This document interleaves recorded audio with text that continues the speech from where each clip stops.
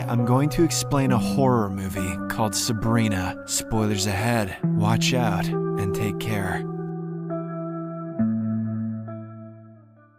The movie opens as Arka Vey, the CEO of a popular Indonesian toy company, returns home late at night. Just as he's about to open the front door, a monstrous growl is heard from upstairs. Arka rushes in and quickly heads to the room where his wife is supposed to be sleeping. He shockingly finds the place in a complete mess, with a trail of blood leading towards an open window. Frightened, he runs to the window, only to see a horrific sight. His wife, Andini, has been possessed by an evil spirit, and her body is floating high above the ground. Feeling helpless, Arka contacts two of the most renowned psychics in Indonesia, Laris and Raymond. He tells them the severity of the situation, and they promptly agree to help. On their way to the Vey household, Raymond reveals that Andini was possessed by an evil spirit 3 days ago. She had been coughing up blood and feeling sick ever since. But Andini's condition deteriorated a few hours ago, and her face began changing into a monstrous mess with a bloody jaw and blue eyes. Soon afterward, the two psychics arrive at the Vey household and are quickly escorted to the bedroom where Andini is currently locked. But before entering, Laras warns everyone to keep away from the bedroom unless they come out. The scene then shifts to a year later, where both Andini and Arka have passed away. Their only daughter, Vanya, now lives with her uncle Aiden and his loving wife, Myra. Ever since his brother's death, Aiden has become the sole owner of Kev Industries. The couple tries their best to take care of the little girl, but it's evident that she still misses her mother. Today is her birthday, and as soon as she returns home, they shower her with gifts. Aiden gives her the latest version of the iPad, whereas Myra gives her a custom-made dress. However, the young girl grabs the iPad and sulks back into her room. It is clear that she wanted a PlayStation 5 instead. This breaks poor Myra's heart, so Aiden tries to change the topic. He surprises her with a limited edition doll from Kev Industries named Subrina. It is then revealed that the young couple had lost their daughter Kayla to cancer a few years ago. The little child loved playing with Subrina, which is why Aiden decided to manufacture a second edition of the toy in her memory. He hopes that the doll will now help to build bridges between Myra and Vanya. The following day at school, Vanya and her friends gather around the class clown Ditho during lunchtime. He has brought a board game named Charlie Charlie, through which he can communicate with the spirit of his dead grandmother. Right before lunchtime ends, Vanya asks Ditho if she can borrow the game for a few days. He agrees and even tells her about the Charlie Charlie app, which can detect the presence of spirits. However, Ditho warns her to pray after she is done using the board. The prayer allows the spirit to go back to its peaceful realm. That night, Vanya sits in her room and successfully activates the game. She then uses the app on her iPad to search for her mother's spirit. It leads her down into the basement, which is dark because of a power outage, and also because it's a basement. Suddenly, a human-like figure can be seen on the app, and Vanya approaches it cautiously. But it turns out to be Myra, who is there to switch on the backup generator. When she gets to know about the game, she feels bad for the little girl, so she leads her back to the bedroom and gives her the Subrina doll. It is revealed through their conversation that Myra's late daughter used to cuddle with the doll whenever she felt sad. Myra now hopes that Subrina will have a similar effect on her niece. That night, Vanya sleeps with the doll but forgets to chant a prayer which would allow her mother's spirit to go back to her realm. As a result, while the young girl sleeps, the doll's eyes begin to move. Mama. The following morning, things seem to drastically improve for everyone. Aiden's toy company records historical profits, and Vanya also wakes up in a good mood. She comes down from her room holding Subrina and wearing the dress that her aunt had custom tailored for her. Before leaving for school, she even kisses her aunt's hand and thanks her for the gifts. That afternoon, Myra works from her home office, sewing and trying out new designs. She suddenly hears music coming from upstairs and goes to check Vanya's room. She is shocked to find Subrina sitting on a chair, as it was downstairs only a few moments ago. Although creeped out, Myra shoves the chair slightly, closes the room's windows, and turns off the music. But as she turns around, the doll is creepily facing right at her. She then hears noises from the hallway and rushes at the door. To her relief, the maid is cleaning the hallway, and Myra assumes that she was the one who moved the doll earlier. That night, Vanya secretly tries the Charlie Charlie app again. She soon detects the movement of a spirit nearby, but is disappointed to find that it's just a mannequin. However, as she walks away from the room, a creepy hand emerges from the cabinet behind and drags her in. This makes her scream in horror, prompting Aiden to rush to her rescue. He hastily opens the cabinet, but finds no one except Vanya in there. Clearly shaken from the experience, the little girl explains that something grabbed her and locked her in, but Aiden thinks that the continuous usage of the iPad is causing her to imagine things. Thus, he tells her to limit screen time and takes her downstairs for dinner. However, after everyone falls asleep, Vanya sneaks into her uncle's bedroom and takes the iPad. She once again uses the app, and it soon detects a spiritual movement nearby. To her surprise, Vanya finds her mother, Andini, standing on the terrace. She quickly approaches her and claims that she missed her a lot. In response, Andini's spirit lovingly escorts her back to the bedroom and tells her to sleep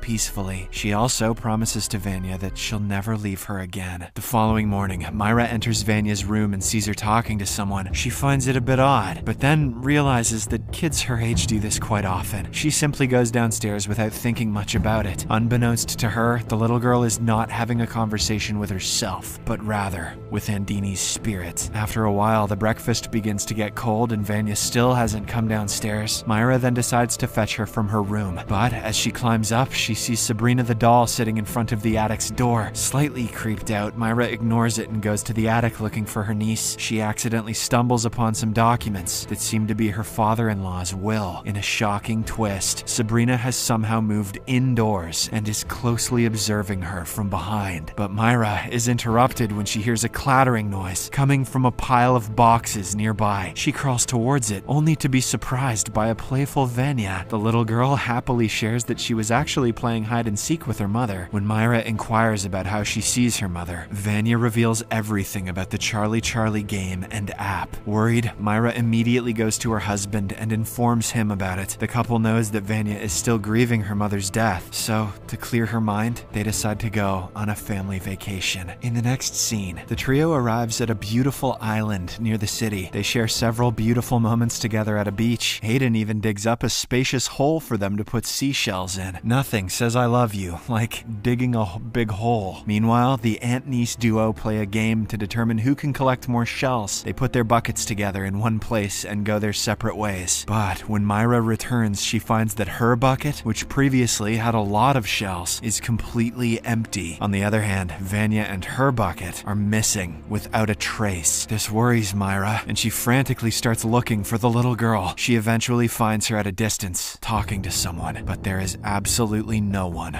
around her. Confused, Myra confronts her about it, and the little girl explains that she's talking to her mother. Myra tries to snap her out of her imagination, but Vanya insists that her mom is with them right now. This prompts Myra to have a conversation with her husband, and she goes back to the spot where he was digging a hole. But Aiden is at the other end of the beach having a drink by a hut. Just as she begins to walk towards him, an arm creeps out of the sand, grabs her legs, and drags her into the hole. Before she can make sense of what is happening, an unseen force begins to shovel dirt into the hole. This prompts her to scream for help at the top of her lungs. Fortunately, Aiden notices her and manages to save her in the nick of time. A terrified Myra then cries in her husband's arms, explaining that someone dragged her into the hole. Ghosts hit different on vacation. Later that night, Myra hears someone knocking on the door, so she goes to inspect. When she finds no one outside, she decides to take a look at the nearby gazebo. To her surprise, a woman dressed in white is playing a piano. Myra is left speechless when she realizes that the woman is none other than Andini. But her reaction instantly changes when Andini's head rotates, revealing a terrifying, disfigured face. Hearing her screams, Aiden quickly gets out of bed and dashes to his wife's rescue. He finds her alone, locked in a changing room near the gazebo. There are wounds all over her arms and face, and she is clearly shaken. A frantic Myra then explains everything and takes him to the piano, but there is no one around. However, the security TV nearby suddenly turns on, revealing that Andini's spirit is not far away from them. Before the couple can make sense of what is happening, Andini lifts them up in the air and slams them on the ground. Frightened and hurt, the couple musters up all their strength and bolts towards their room. Once inside, Myra quickly locks the door while Aiden carries Vanya. They then watch in fear as the door begins to rattle with Andini's heavy pounding. Fortunately, Myra springs into action and wraps a sacred necklace around the doorknob. This finally chases the demon away, prompting the lights to come back on. The following day, the couple visits the famous psychics Laris and Raymond, who are now married to each other. Myra shares that story of Vanya and details everything that has happened in the past few days. In response, Laris tells them that Vanya made a grave mistake by summoning a spirit. Disturbing the dead and making them come into the human world always comes with dire consequences. In the next scene, the psychics arrive at the couple's house to investigate. Laris announces that they will begin by playing the Charlie Charlie game to determine whether the summoned spirit is really Andini. She then instructs Vanya to answer 3 questions that only her mother can answer. The little girl obliges, and shortly afterward, she confirms that all the answers are correct. The psychics then instruct her to head upstairs while they talk to her mother. Following this, Vanya goes to her room along with a maid and begins coloring her drawing book. In the meantime, the psychics prepare to send Andini's spirit back to the realm of the dead, but she refuses to be sent back, which compels them to use a forceful procedure. While they're busy downstairs, the lights in Vanya's room suddenly go out, and she gets possessed by the spirit of Andini. She stabs the maid with a pair of scissors and then hurries out of the room. As soon as she reaches downstairs, she stabs Laris in the back of her shoulder, but before she can do more damage, the 2 men pin her down. Laris and Raymond then exorcise the little girl with all their experience, eventually bringing her back to sanity. However, the threat is far from over, as they are confronted by the spirit of Bagaya, the daughter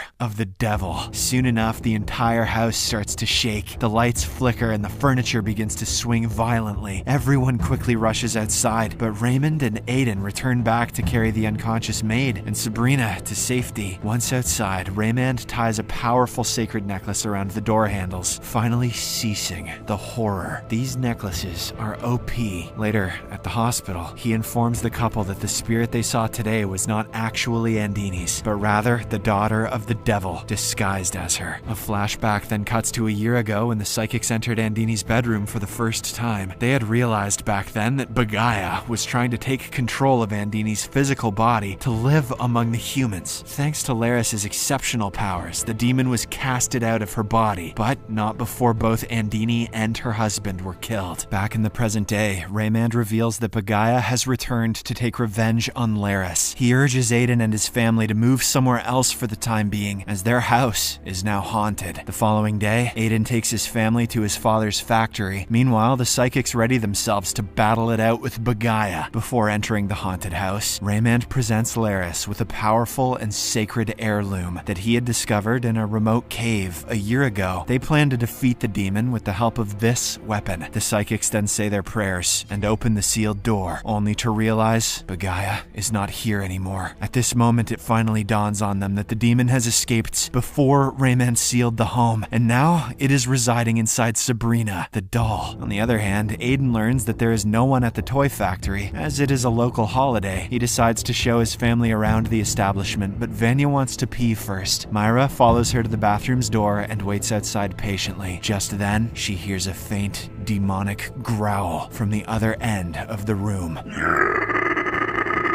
To her horror, she finds Bagaya staring right back at her. Myra quickly grabs the little girl and rushes to the sewing room, where Aiden is waiting for them. The trio then runs towards the exit, but Myra is unfortunately dragged back into the room. This scares the life out of Aiden, so he instructs Vanya to call for help, while he repeatedly attempts to open the door. Inside the room, Myra writhes in pain as the demon slowly takes control of her body. The psychics arrive simultaneously and help Aiden to burst open the door, but it is too late, as Myra is already possessed. She abruptly comes out of the dark and stabs Laris in the abdomen. She then pushes Raymond into the shelves while easily sweeping Aiden aside. Laris takes advantage of the distraction and uses her sacred necklace to stop Bagaya from advancing further, but the demon cleverly forfeits Myra's body and takes control of Aiden. Witnessing this, Laris hides in a room, desperately trying to save herself. She starts having flashbacks of her past life and how her first husband and child were taken away from her by evil spirits. This makes her really angry, and she becomes determined to save the loved ones around her. So, as soon as Bagaya enters the room, she bravely wraps the necklace around its throat. Outside, Raymond regains consciousness and quickly searches for Subrina the doll. When he finds it nearby, he grabs it and runs to Laris. The two psychics then battle the demon and manage to pin it down. For the ultimate finisher, Raymond places the doll over its body and stabs it with a knife. This causes the evil spirit to leave Aiden's body and finally reveal its true form. However, Laris is prepared for this moment, as she has the powerful heirloom that Raymond gave her. She stabs Bagaya's abdomen and slashes its throat in one fatal swing. The demon then explodes, creating a whiplash that causes Laris and Raymond to drop to the floor. Despite their injuries, they survive, while Bagaya is finally banished from the human world forever. Good thing that random thing that guy found in a cave beat the devil. The final scene shows the aftermath of the whole incident. Vanya finally accepts her mother's death and embraces Myra as her mother figure. On the other hand, Laris and Raymond get a phone call from someone asking them to solve a new case.